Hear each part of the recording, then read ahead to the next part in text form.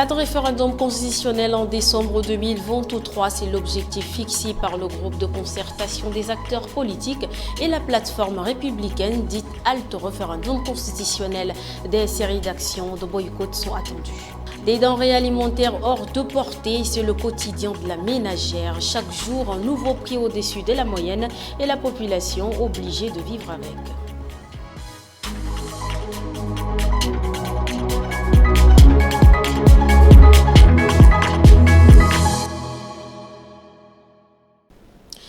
Bonsoir et merci de nous rejoindre pour le 19h45.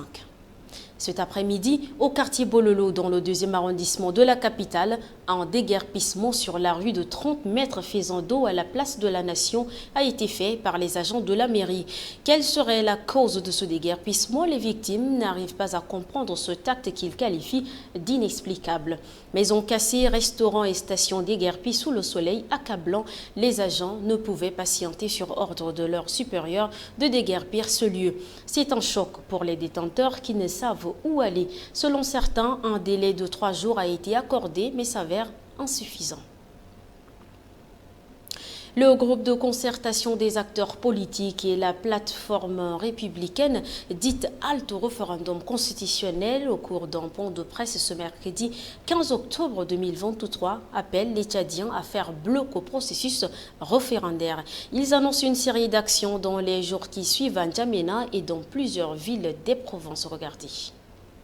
Nous devons user de nos droits légitimes et des moyens pacifiques. C'est pourquoi nous vous appelons à participer activement au concert de casseroles et sifflets le 18 novembre et 16 décembre 2023. Caravane populaire et citoyenne d'information et de sensibilisation le 20 novembre et le 10 décembre 2023. Porte à porte d'expliquer du 15 novembre au 9 décembre 2023. Grand meeting le 25 novembre et le 9 décembre 2023 à N'Djamena. Sitting les 1er et 11 décembre 2023 dans tous les chefs-lieux des 23 provinces. Manifestation pacifique le 17 décembre 2023 dans tous les chefs-lieux des 23 provinces. Et enfin, contre-élection le 17 décembre 2023 sur l'ensemble du territoire et à l'étranger. Plus d'un mois déjà que le prix d'un coro d'oignon a quadruplé sur le marché. Et comme pour tout autre prix des denrées de première nécessité, aucune explication n'est donnée. Également, comme de coutume, ceci ne relève toujours pas de la compétence des commerçants. Rassemor Jimleila. Ces oignons sont indispensables pour la cuisine tchadienne. Et leur prix a quasiment doublé sur le marché. Un coro qui coûtait 1500 francs CFA avant vaut 4000 francs CFA aujourd'hui. Et le sac passe de 20 000 francs CFA à 90 000 francs CFA. Des prix hors de la portée de la ménagère. Je constate que le coro est à 4000 francs. 4000 francs, là je suis au marché à 1000. Parce que je suis allée au grand marché, je l'ai trouvé excessivement cher. On m'a dit que c'était mieux au marché à 1000, mais je viens de constater qu'il n'y a vraiment pas de différence. Et donc, je le trouve excessivement cher, honnêtement. Pour un citoyen lambda, c'est quasiment pas possible. Donc, nous voulons que les commerçants pensent un peu aux autres, parce que la vie est chère. Et notre pays a beaucoup de difficultés. S'ils peuvent penser un peu et rabaisser les prix des denrées, ça peut nous arranger aussi. Les vendeurs accusés des spéculations clament leur innocence devant nos caméras. La hausse des prix des denrées alimentaires sur le marché persiste depuis quelques mois, voire des années, sans qu'une solution définitive ne soit trouvée, malgré les multiples rencontres entre les autorités et le commerce. L'annonce de l'organisation des 72 heures des arts et de la culture qui se tiendront en mai 2024 à Paris, l'ambassadeur de la République démocratique du Congo reçu à la primature du Tchad, la directrice de l'organisation non gouvernementale canadienne Santé Monde, reçue par le ministre de la Santé. Ce sont là les points essentiels de l'actualité en bref de ce mercredi.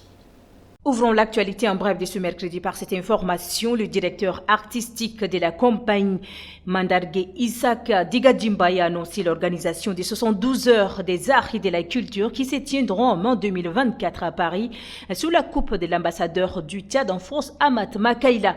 Les 72 heures des arts et de la culture est une plateforme offerte aux artistes tchadiens pour présenter leurs créations dans divers domaines tels que la danse, le théâtre, la musique, les arts visuels et bien d'autres. L'objectif de cet événement est de promouvoir la culture tchadienne à l'échelle internationale en créant une plateforme unique pour la mise en valeur des talents artistiques tchadiens.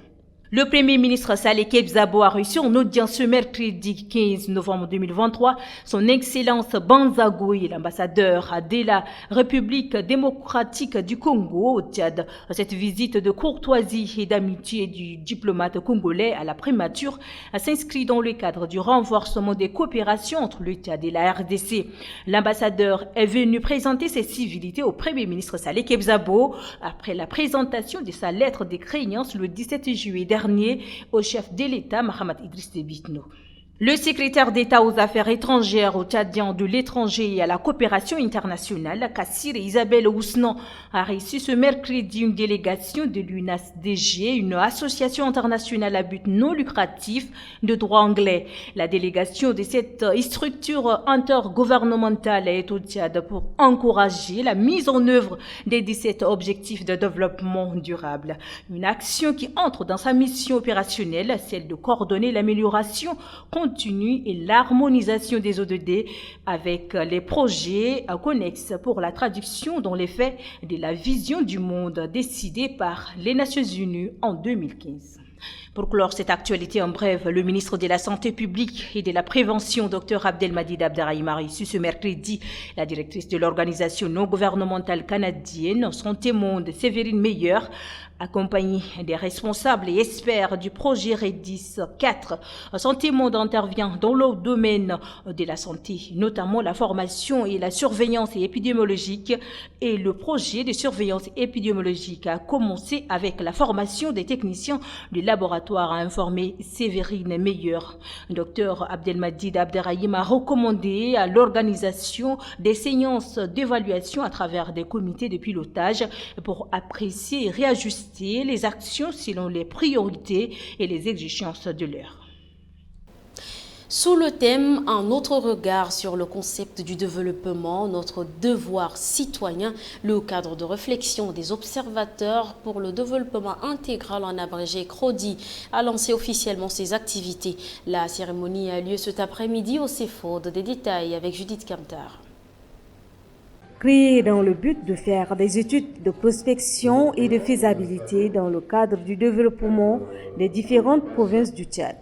Aussi, de proposer des données fiables aux partenaires du Tchad et au gouvernement pour la prise des décisions et la réalisation des projets. Nos connaissances ne servent à rien si elles ne sont résolument mises au service du bien-être et du développement de l'homme dans son intégralité.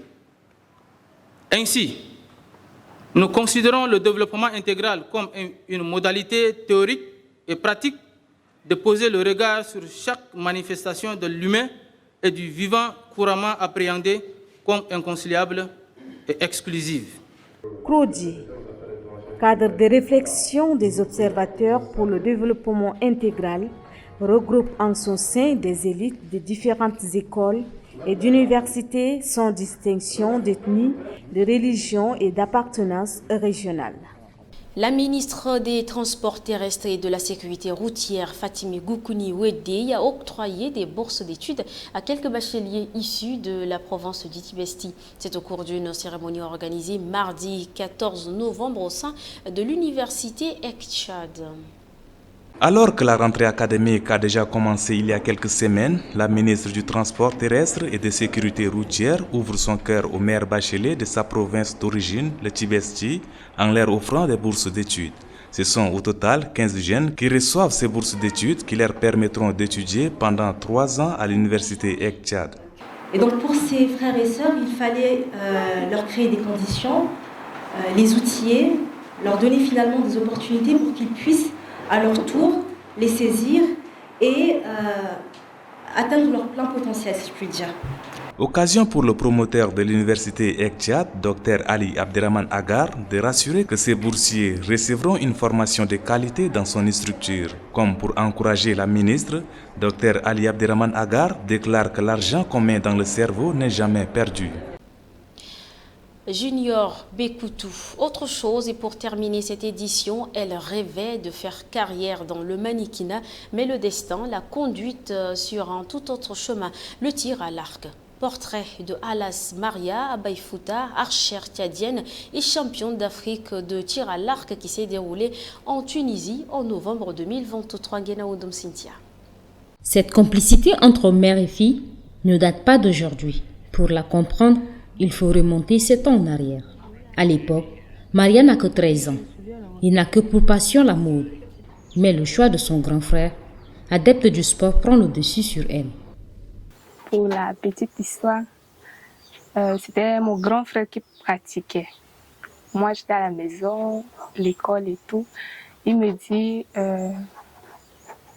viens, tu vas aussi pratiquer le tir à l'arc.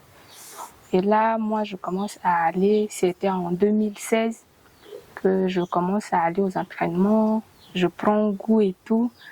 Après, il y avait un tournoi qui regroupait l'Afrique centrale, l'Afrique de l'Ouest. C'était le Tizokata. J'étais là déjà championne.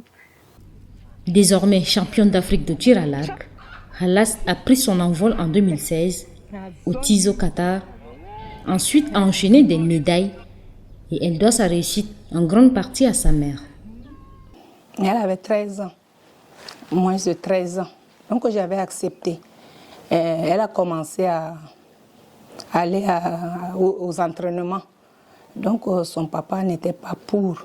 Donc il n'était pas pour parce que il regardait que par rapport à leur âge, suivre 2 chemins, ça n'allait pas être facile pour eux. Et moi, je m'arrangeais toujours à leur donner de l'argent et se cacher pour partir. Au bout de l'effort, la jeune femme brillante à l'école a inscrit le Tchad sur le cahier d'or du championnat de tir à l'arc en battant la Côte d'Ivoire. Elle tentera de rééditer son exploit aux Jeux olympiques de France 2024. Cynthia, merci. Merci à toute l'équipe de la rédaction. C'est ici que prend fin cette édition. Merci à vous de l'avoir suivi. Prenez soin de vous.